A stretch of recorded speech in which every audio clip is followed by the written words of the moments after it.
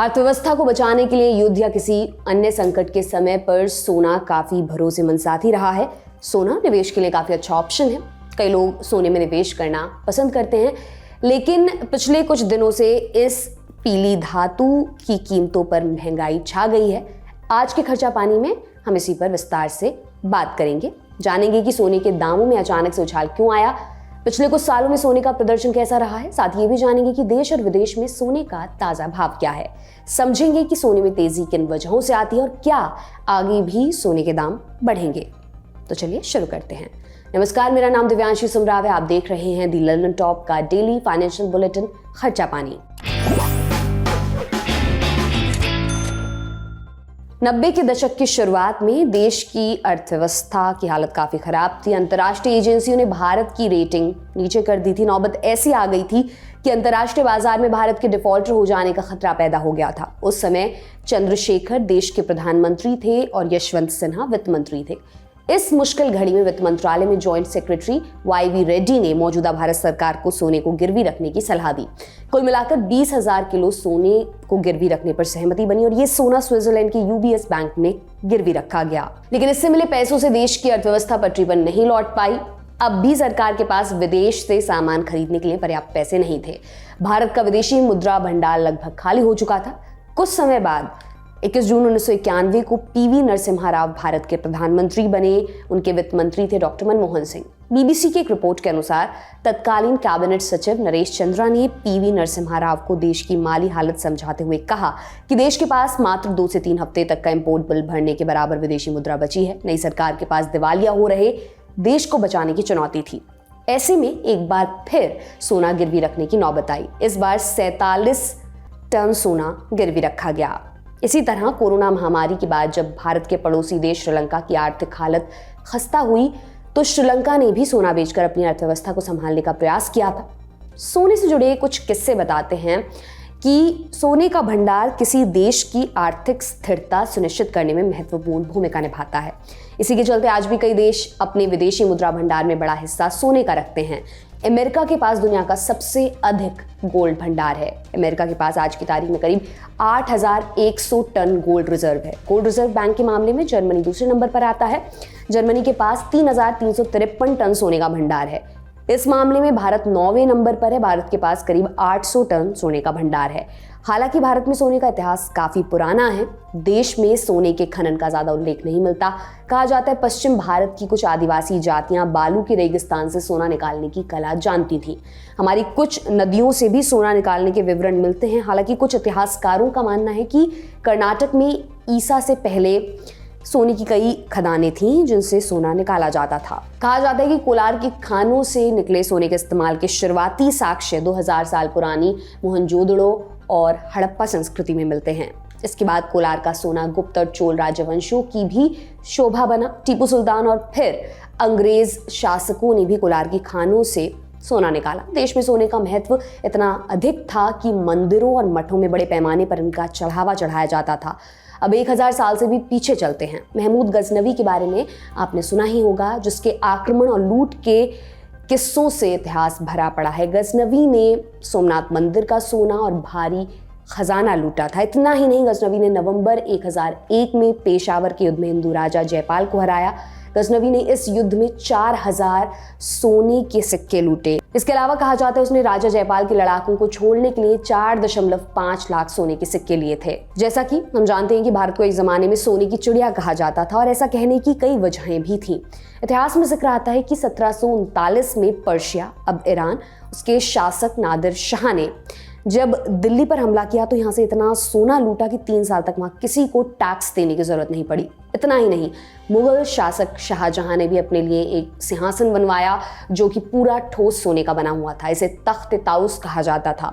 इसके अलावा ब्रिटिश भी अपने शासन में भारत से बहुत ज़्यादा सोना लूट कर ले गए थे। आज भी भारत के कई बड़े मंदिरों में सोने का बड़ा भंडार है। सोना आर्थिक संपन्नता का भी प्रतीक माना जाता है। महिलाओं के बीच सोने के प्रति हमेशा से एक विशेष लगाव देखने को मिलता है। हमारे देश में सोने के आभूषणों का प्रचलन काफी ज्यादा है। लोग त्योहारों पर, शादी समारोह में या अन्य किसी विशेष अवसर पर सोने से बने आभूषण पहनना और उपहार में देना पसंद करते हैं। भारत की सबसे अधिक मात्रा में खपत होने वाली वस्तुओं में सोना प्रमुख है। इसका अंदाजा आप ऐसे लगा सकते हैं कि कच्चे तेल के बाद देश में सबसे ज्यादा कीमत का आयात किया जाने वाला आइटम है सोना। वर्ल्ड गोल्ड काउंसिल के मुताबिक भारतीय घरों में करीब 25,000 टन सोना है। ये इतना सोना है कि भारत की कुल जीडीपी का करीब 40% के आसपास है। इन आंकड़ों से साफ पता चलता है कि सोना हमारे यहाँ सदियों से एक भरोसेमंद साथी के तौर पर रहा है। सोने की चमक आम से लेकर खास लोगों को अपनी तरफ खींचती रही है। लेकिन आप सोच रहे होंगे कि आज हम आपको सोने से जुड़े किस्से सुनाने क्यों बैठ गए। दरअसल अब सोना अपनी कीमतों को लेकर काफी चर्चा में बना हुआ है। देश और विदेश में गोल्ड की कीमत ऑल टाइम हाई पर पहुंच गई है। देश में पहली बार सोने के दाम 65,000 के पार पहुंच गए हैं। India Boolean and jewellers association की वेबसाइट के मुताबिक गुरुवार 7 मार्च को भारत में 24 कैरेट वाले 10 ग्राम सोने का दाम 65,049 रुपए पर पहुंच गया। इसी तरह 22 कैरेट 10 ग्राम सोने का भाव 59,584 रुपए पर पहुंच गया है। भारत में ही नहीं, इंटरनेशनल मार्केट में भी सोना नए रिकॉर्ड्स बना रहा है। विदेशी बाजार में गुरुवार को सोने का भाव $2,161 प्रति अंश के रिकॉर्ड शिखर के पार पहुंच गया। अब जानते हैं सोने की कीमतों में आई इस तेजी की वजहें क्या हैं। आर्थिक समाचार पत्र बिजनेस लाइन ने एक रिपोर्ट में वर्ल्ड बैंक कमोडिटी के हवाले से लिखा कि मिडिल ईस्ट में संघर्ष की स्थिति बढ़ने के कारण सोने को सुरक्षित निवेश के तौर पर देखा जा रहा है। सोने में तेजी का एक और बड़ा कारण यह है कि आने वाले दिनों में अमेरिका में ब्याज दरों में कटौती की संभावना है। साथ ही 2024 में मंदी की आशंका भी जताई जा रही है। इसकी वजह से दुनिया भर के केंद्रीय बैंक सोना खरीद रहे हैं। इसके अलावा भारत में शादियों का सीजन चल रहा है, जिसके चलते सोने की मांग बढ़ी है। साल 2023 की शुरुआत में सोना 54,867 रुपए प्रति 10 ग्राम पर था। इस तरह से देखें तो पिछले करीब 13 से 14 महीनों में सोने के दाम 10,000 रुपए प्रति 10 ग्राम चढ़ गए हैं। 9 मार्च 2018 को गोल्ड की कीमत 31,420 रुपए प्रति 10 ग्राम थी, जिसके बाद गोल्ड ने तेजी दिखाई और सोना पिछले 7 साल में दोगुनी कीमत पर पहुंच गया। सोने की कीमत तेजी से क्यों बढ़ रही है, इस पर केडिया कमोडिटी के एमडी अजय केडिया बताते हैं। अमेरिका के केंद्रीय बैंक फेडरल रिजर्व बैंक ने इस बात के संकेत दिए हैं कि आगामी जून तिमाही में अमेरिका में ब्याज दरें 0.25% घट सकती हैं। इस कारण से निवेशकों ने सोने में निवेश बढ़ा दिया है। अमेरिका में फेड चेयरमैन जेरोम पॉवेल ने संकेत दिए हैं कि इस साल के अंत में फेड दर में कटौती हो सकती है। ये तो बात हो गई अभी की। पिछले कुछ दिनों से सोने की कीमतों में तेजी देखने को मिली, लेकिन सामान्य तौर पर सोने के भाव कैसे बढ़ते या घटते हैं इसे भी समझ लेते हैं। बुलियन मार्केट और सराफा बाजार, इन दोनों जगहों पर सोने का व्यापार होता है। आमतौर पर आम लोग सराफा बाजार से सोना खरीदते हैं।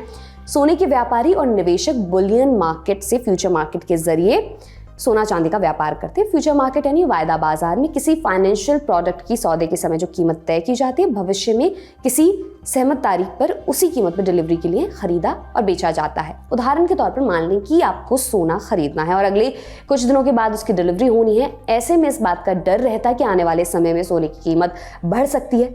इस जोखिम को खत्म करने के लिए आप सोने पर वायदा अनुबंध खरीद सकते हैं। भारत में कमोडिटी एक्सचेंज यानी MCX पर सोने की ट्रेडिंग होती है। MCX लंदन के बुलियन मार्केट से भी जुड़ा है। दुनिया का सबसे बड़ा बुलियन मार्केट लंदन में है। इसे लंदन मेटल एक्सचेंज यानी LME कहते हैं। इंटरनेशनल लेवल पर सोने की कीमत तय करने में इसकी अहम भूमिका होती है। अब बात करते हैं उन कारणों की जो सोने की डिमांड और सप्लाई को प्रभावित करते हैं, जिससे कीमतों पर फर्क पड़ता है। वर्ल्ड गोल्ड काउंसिल की वेबसाइट पर उपलब्ध जानकारी के मुताबिक भारत में सोने की एक साल की डिमांड का लगभग 50% हिस्सा यहाँ होने वाली शादियों से आता है। शादियों के अलावा त्योहारों के समय भी सोने की मांग बढ़ जाती है।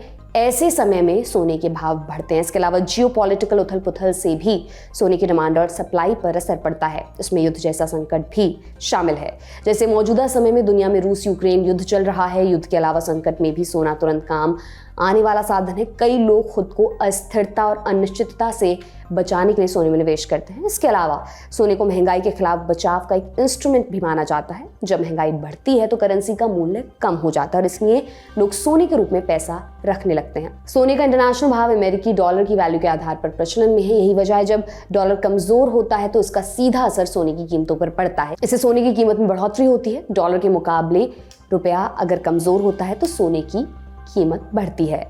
अब जानते हैं आगे क्या होगा। HDFC सिक्योरिटीज की कमोडिटी और करेंसी हेड अनुज गुप्ता का कहना है आने वाले दिनों में सोने में तेजी जारी रह सकती है। इसके चलते इस साल के आखिर तक सोना 67,000 रुपए प्रति 10 ग्राम तक जा सकता है। वहीं समाचार पत्र द हिंदू ने भी अपनी एक रिपोर्ट में बताया कि 2024 में सोने की कीमत 70,000 तक पहुंच सकती है।